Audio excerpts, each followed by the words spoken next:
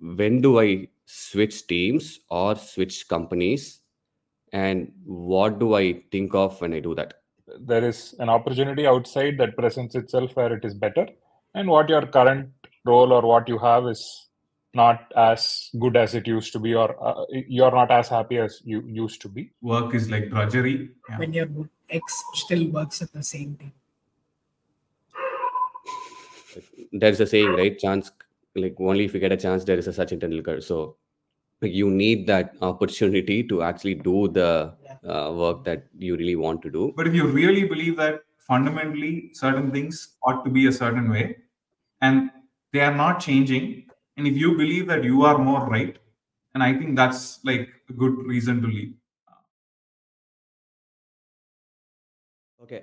Hi, everyone. Hi again. Welcome to another good episode of OK Boomer. Again, the four of us are here to talk about something really interesting that a lot of us would have had in our minds at some point in time. I think the three of us have very different perspective when we started talking about this just between ourselves in our own WhatsApp conversations. So we just thought we'll bring it here. We have again Body, Chris Bott, who's pretty early on in career. Body and Shankar and I have spent almost a decade in doing different roles in same companies, different companies.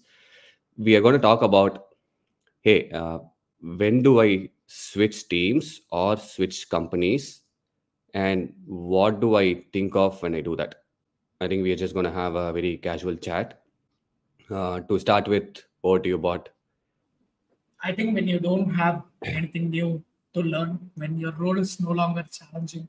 For me, two things stand out, right? So one, you move because you want to do something that you haven't or you can't do in your current role, and one, because the current role is saturated or you're doing more of things you don't like.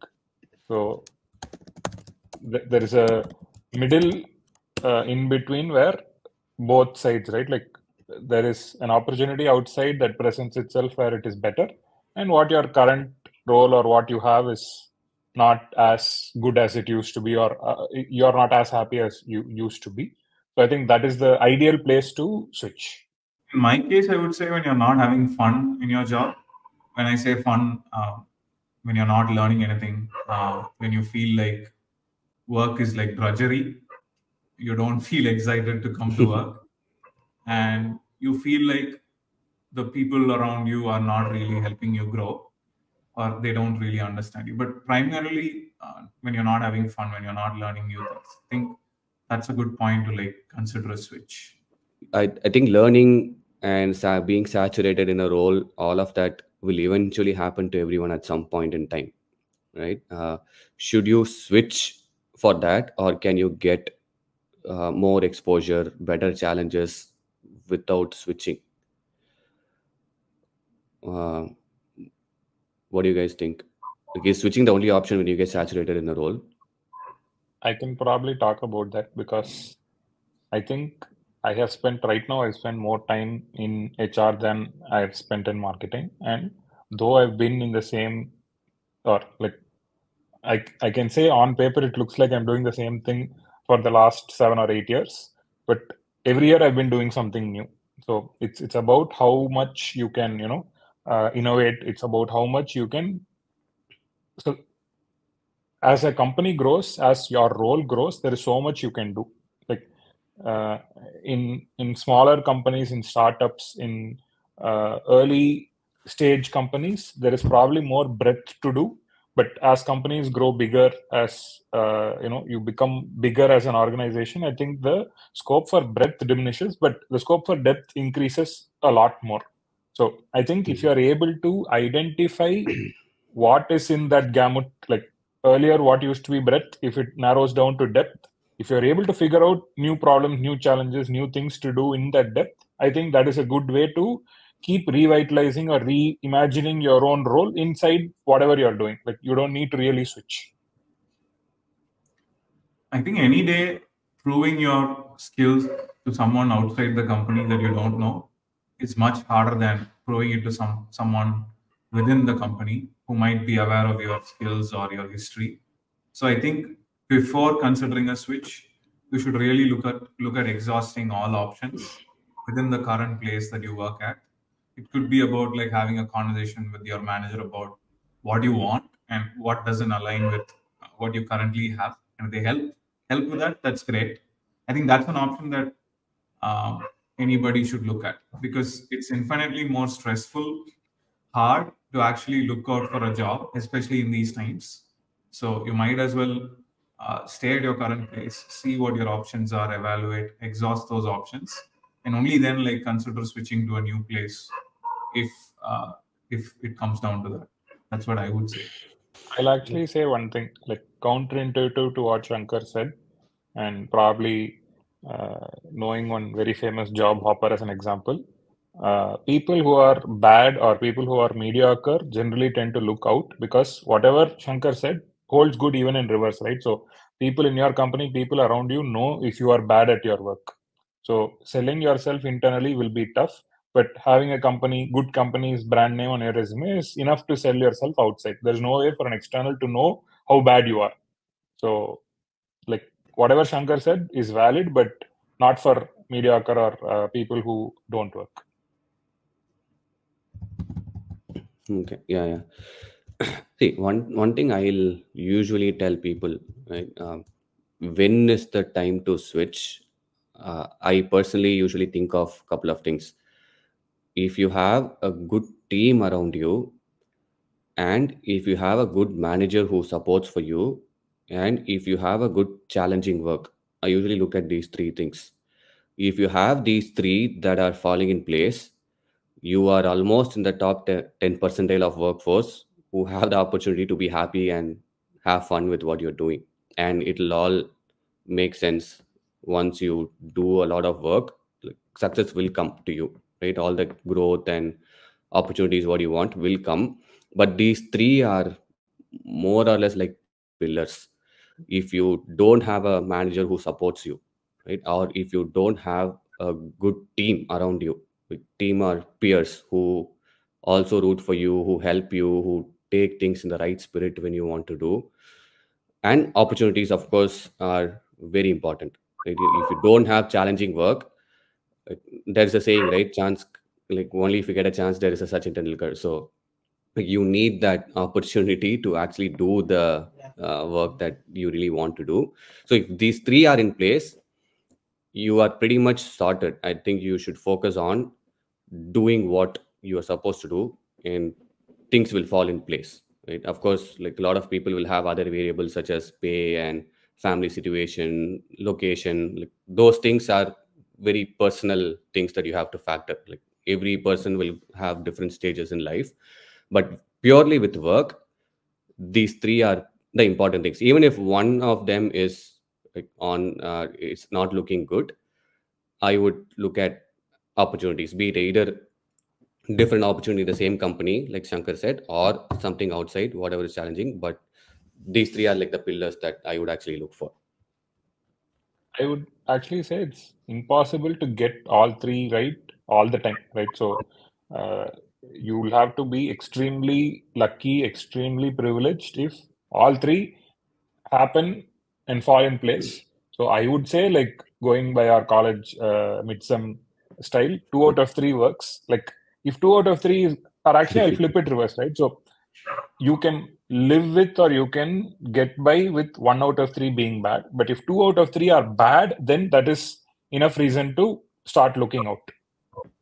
No, actually, I kind of couldn't contain my excitement because I wanted to counter Body's point using the OG tripod theory from G, right? So for a tripod to stand, all 3 legs have to be in a good state. And according to G, those 3 legs for the tripod in the career equation is knowledge, challenges, and compensation. And if you want to get really pedantic about it, if 2 are same size and 1 is larger, it will fall. But if the third one is shorter, you can actually still make it stand. So if 2 are good and 1 is bad, it will work. But if 2 are bad and 1 is good, it will not work. So of the things that Ashwin said, I feel like probably the manager factor is more important, because I think if you have a good manager, they will try to fix the other 2 things for you even if those two things are not going on well, like the good team and the challenging work part. So there's this saying, right? Yep. People don't leave companies, they leave managers. So I feel like everything around you can go wrong or not in the way that you expect. But if you have a good manager, I think you will still be happier in that place. So I've often felt that when I felt really emotional about work, my manager was like the intermediary who really like made me feel better and helped me focus on the right things. So I feel like, yeah, challenging work can be fixed easily. Good team can be fixed, but good manager, that's the most important factor that I think will influence other things. Yeah, having worked in startups for most of my career, whatever the short duration it is, coming to Freshworks, that was a big cultural shock for me in that how much of a say your manager has in how your career gets shaped, right? And you could have a fantastic team. Your compensation could be decent. You might have a lot of good challenging work to do, but a lot of the times it comes down to your manager actually feeling the same way about it, and actually sometimes going out of the way to make sure that you get the things that will make you realize your full potential, right?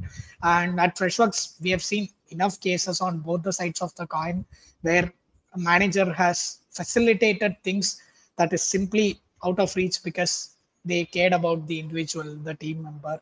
And the reverse is also where we have heard stories without any names of people who have, for the lack of a better word, felt hard done by.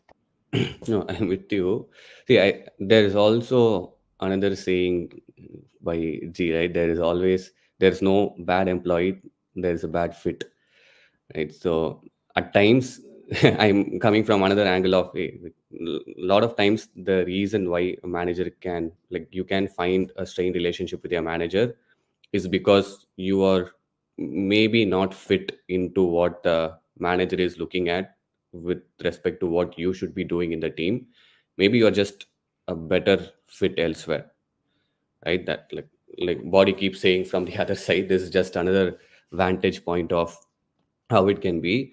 So yeah, like I agree, manager is like a very, I will work for the manager, purely go behind a good leader, right? In terms of, if I look at switching internally, one big factor I will consider is who's going to be my manager, who's going to be a leader of the function. That's like one big thing any of us will look for. If they have the right vision, right thinking, right culture in their heart and mind, it'll kind of drive down in at each and every level. So yeah, I think I'm on the same page. How do you decide, should we give it a try internally or should we look outside the company? Filters Body, the before OG you get. IJP guy in the group. Shankar was the OG IJP. Okay, I don't know what OG IJP means because I switched teams before IJP became a thing. Okay, Yeah. so I think all of us did that. Most of us here, before IJP was a thing, have moved into very different roles. I think, how do you decide? One thing that comes to my mind for Ashwin's question is, I think there are micro factors and then there are macro factors within a company. Maybe there are better terms to describe this. Macro factors are: is the company doing well? Is the business doing well? Is the culture overall okay? Like, do you see a growth for yourself, if not within your team, within other teams, right? So if macro factors are looking good and macro factors are not bad, the company is not going down south and things like that, then I think it's a good framework to think about moving internally than considering a switch. That's one way to think about it. I'm sure there are like other ways. Micro factors could be things like within your team there's a problem or the manager relationship is not working. But the overall culture is still good. The business is doing well. Yeah, that's one way to look at it.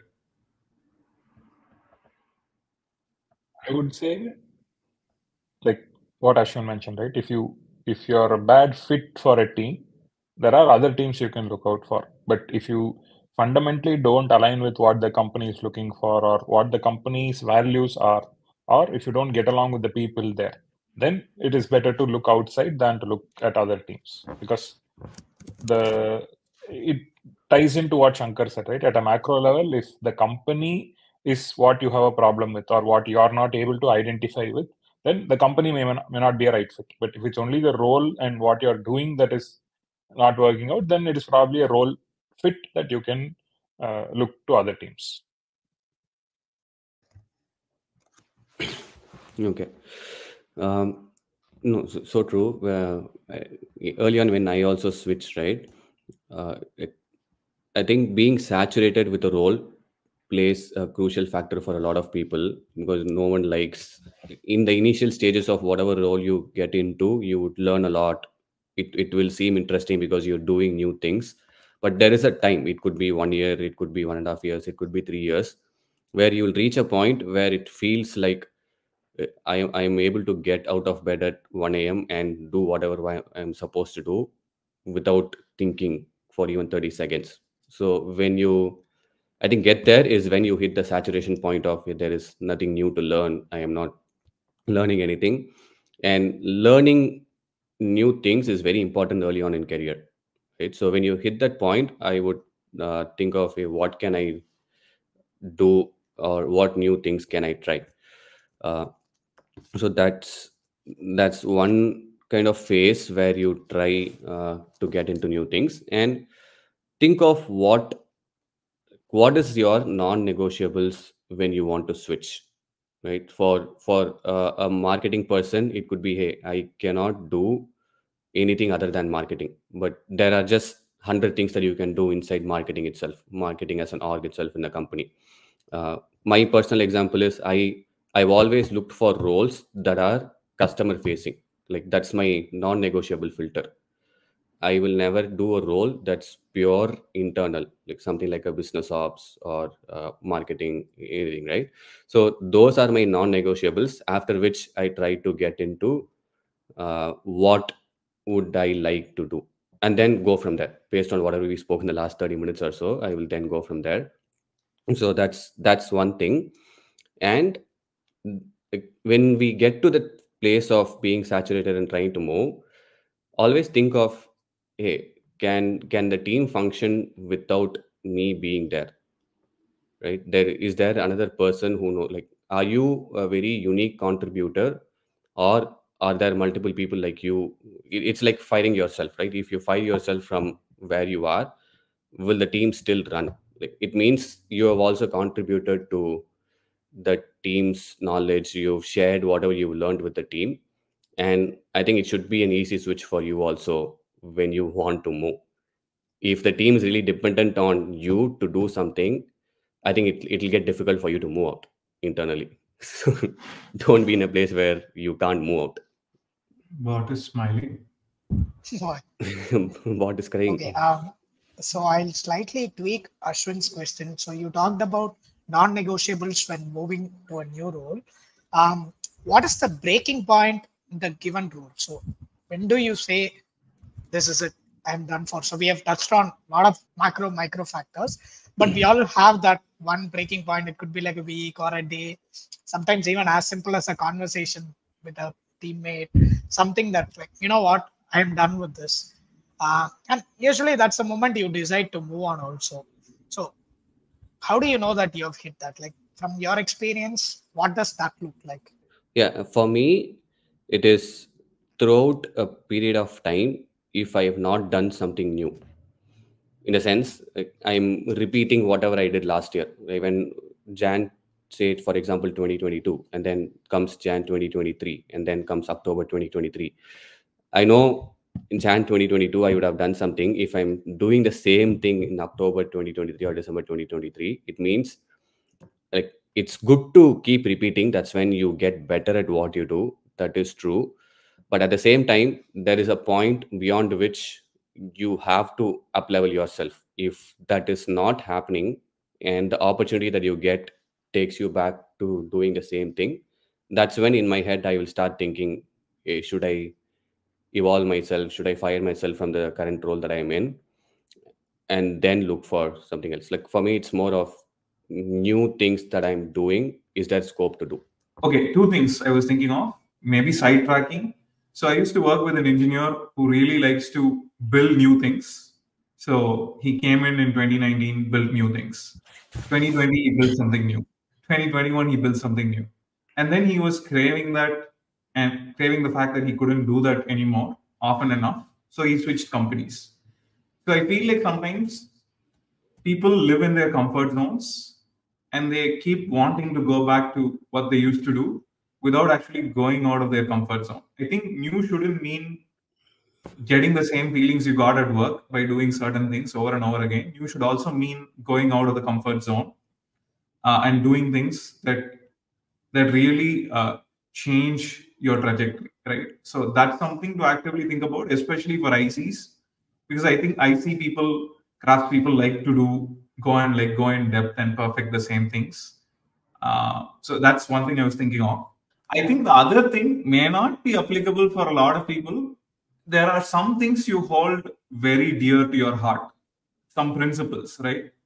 And you see that something that the company is doing does not align with your principles. Your principles can change over time, but some things just don't change.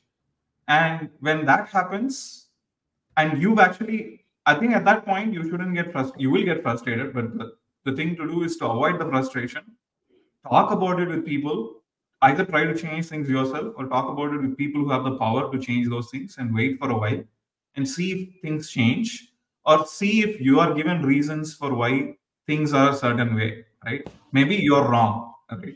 But if you really believe that fundamentally certain things ought to be a certain way and they are not changing, and if you believe that you are more right, and I think that's like a good reason to leave. But it doesn't apply in all situations. But in some situations, like if let's say you work for Coca-Cola, right?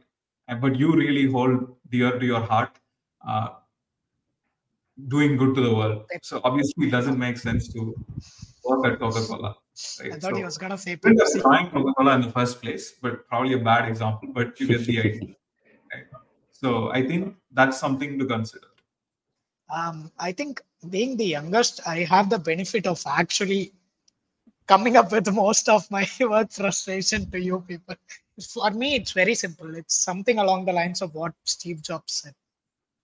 If you find yourself, he has something around calendars, right? For some reason, I'm blanking on it, but if it's the same thing for a few days, so that's when you know you have to switch things up. Maybe if somebody knows that better, they can recount it I'm better. hearing about this for the first time. Okay. See, I'll probably look it up and add in the trailer or something. But essentially, if I keep coming back and complaining about work to body during lunch and dinners or coming back to our WhatsApp group, and if I notice that that starts to happen at a very high frequency, right? And that's when, like, okay, it's like, you know, the heat is getting turned on here and I can sense that. And if the situation is not reversible, I don't really see a lot of factors in the near future that will, you know, kind of cool things down. Okay, cool. I think then that's a good sign that you have to consider switching things up, be it internally. Body So or Shankar. one thing that you said, right? Like, what is the breaking point, or when should you switch? Like, this is one common advice I've given for a lot of people is, if you want to switch because you are frustrated, you're fed up of your current role, that is not enough. You need to figure out what to switch to, where to switch to. Without having done that research, moving out of a job will make you jobless, will not get you another job. Like, wanting to be in a job will get you a job. So the common mistake that I see people doing is they are upset, they are frustrated, they're unhappy with their current role. So their goal is to move. Anything but this job is not a job. Like, anything but this job is unemployment. You need to arrive at which role you want to move into, which team or which company you want to get into, and take active steps to that. Like, a lot of people who come to me saying, this job isn't right for me, this role isn't right for me, all of that, completely fair. But what is right for you? Unless you figure that out, there's a good chance that wherever you go, that will also not be right for you. I think the other thing is there's like two sides of this coin. Seeing the impact of your work. I think for a lot of people, putting something out there and seeing the impact of it really brings happiness at work. Maybe for a salesperson, it could be like closing a deal. For someone who writes a blog post, it could be about putting something out there and receiving good feedback from visitors or whatever, right? But I think not having seen impact, that makes people unhappy. It also means that your skills are like you're just not in the right place to create that impact. Either there's a mismatch in your role and fit, or there's something else that's off. So I think ensuring that you're able to see the impact of your work might actually help you stay. The other side of this coin is a lot of people get frustrated when they don't see the impact of their work, but it actually takes a long time to see impact. When I moved into like a PM role, initially I used to work on like really small UX changes. So the impact of it was pretty quick. But some of the things I worked on took like a long time for me to like see the impact of it, right? But during that period, to be honest, I was a little frustrated. I felt a little unsatisfied and things like that. But I think as you grow in your career, the important thing to know is the things that you're seeding today might take 6 months to reap. That doesn't mean that you've done something useless or you're sitting around uselessly. It's just that the cycle of seeing that impact is much longer.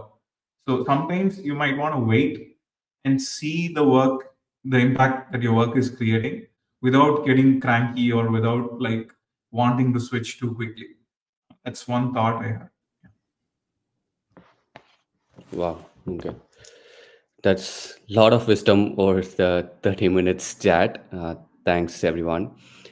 I think at a very high level, right, you'll have to see, people always try and figure out what to do next. You will always have to keep reinventing yourself. You will always have to push yourself.